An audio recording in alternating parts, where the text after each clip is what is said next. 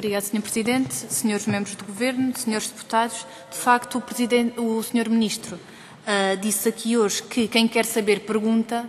De facto, o PCP perguntou no dia 25 de novembro à Presidência do Conselho de Ministros qual a aplicação e a avaliação que fazia do Plano Nacional sobre o tráfico de seres humanos, nomeadamente perguntas muito concretas. Eu passo a dizer uma: qual a implementação na área estratégica 1 das medidas 2, 3, 4, 6 e 9, no dia 25 de novembro, e até hoje não obtivemos qualquer resposta. De facto, nós estamos preocupados, porque da parte da Presidência do Conselho de Ministros e do PCP deve existir um buraco negro, porque nós nunca respondemos, nunca recebemos, aliás, nenhuma resposta da parte desse Ministério, nomeadamente na audição regular anterior em sede de Comissão de Assuntos Constitucionais. A Sra. Ministra, muito prontamente, a Sra. Secretária de Estado, aliás, muito prontamente nos disse que ainda em dezembro teríamos resposta escrita à pergunta escrita que fizemos sobre o plano de tráfico de seres humanos, e não chegou, de facto, nada ao PCP. Se, no caso de ter sido enviado, que nos façam chegar hoje essa resposta, porque, de facto, é um dever do Governo. O Sr. Ministro trouxe aqui hoje uma visão, diria, cor-de-rosa, de que persistem algumas situações de menor significado no que respeita à discriminação salarial.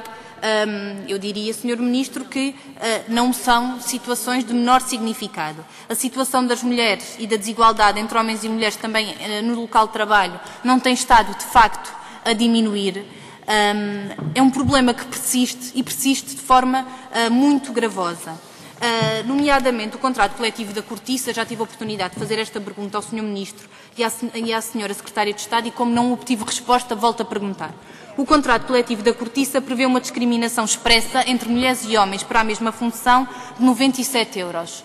A Autoridade para as Condições no Trabalho conhece a situação. A Associação Patronal empurrou o acordo para 2015. A pergunta que lhe gostaria de fazer, muito concretamente, é esta matéria: o que é que pretende fazer a Sra. Secretária de Estado e o Sr. Ministro relativamente a esta questão que envergonha o nosso país, Sr. Ministro? De facto, haver no ano de 2010, num contrato coletivo de trabalho, consignada uma discriminação salarial de 97 € entre homens e mulheres, eu acho que só nos podem envergonhar.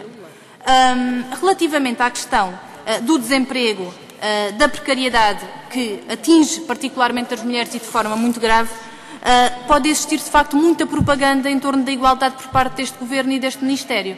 Mas as situações sentem-se no dia-a-dia e na rua, e as mulheres sabem que são as primeiras a ser atingidas pela pobreza e pela exclusão social, sabem que sentem mais, e existem, de facto, mais queixas de violência doméstica, mais queixas de violência no local de trabalho. Existe, de facto, um aumento do número de mulheres prostituídas, existe um aumento das discriminações salariais, do desemprego e da precariedade.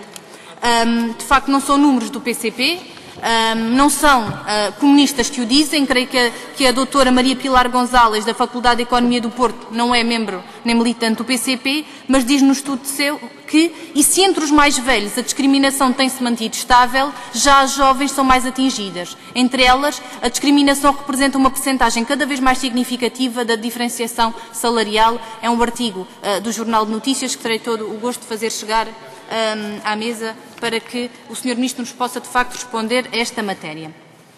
O livro branco, aliás, das relações laborais, na página 37, diz que dados de 2005 revelam que homens oferem um salário superior ao das mulheres em quase 30%, chegando a atingir uma diferença de 47% no escalão dos 55 até aos 64 anos.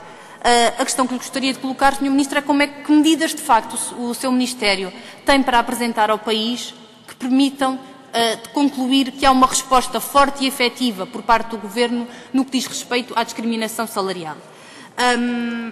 De facto, relativamente ainda ao Orçamento de Estado e à questão do financiamento, tem-se vindo a assistir a uma redução constante deste financiamento. Existe cada vez uma dependência maior dos fundos comunitários e uma desresponsabilização do Estado numa tarefa fundamental, que é de prevenir e de combater as desigualdades entre homens e mulheres, e existe também uma consequência que daqui ocorre, que é a subordinação da agenda nacional à agenda comunitária, porque para obter esses fundos comunitários dos nossos programas têm que responder ao tema para os quais são atribuídos. A questão também que lhe gostaria de colocar, e ainda sobre esta matéria, prende-se com a transformação da SIDME em SIG. O Sr. Ministro sabe, com a alteração da matriz identitária desta organização e também com os seus objetivos inerentes, a SIG tornou-se de facto um chapéu de chuva que não dá resposta em muitas matérias ao que a estrutura anterior daria. E, portanto, a questão que lhe gostaria de colocar, nomeadamente no que diz respeito a esta matéria, é que nós registramos com agrado o aumento da verba do financiamento ordinário às associações de mulheres, estando ainda muito aquém da verba que era atribuída à quando da existência da CIDM. Gostaríamos de saber ainda qual seria o motivo e qual será, de facto, o motivo que leva a SIG a alterar por sistema os critérios de atribuição das verbas, não fundamentando, aliás, tal decisão em qualquer lei ou regimento, o que tem levado à reclamação por parte das associações de mulheres durante anos consecutivos. Ainda relativamente às verbas do CREN, que já hoje foi uma questão também aqui colocada, as candidaturas do segundo semestre de 2009 foram assinados os protocolos no dia 30 de janeiro de 2010. Portanto, as candidaturas do segundo semestre de 2009, o protocolo foi assinado somente no dia 30 de janeiro de 2010. Mas as associações, ainda hoje, dia 23 de fevereiro, não têm um cêntimo ainda, nem um cêntimo chegou às associações para desenvolver os projetos relativos ao segundo semestre de 2009. Eu gostaria também de saber como é que a Sra. Secretária de Estado da Igualdade e o Sr. Ministro explicam este atraso.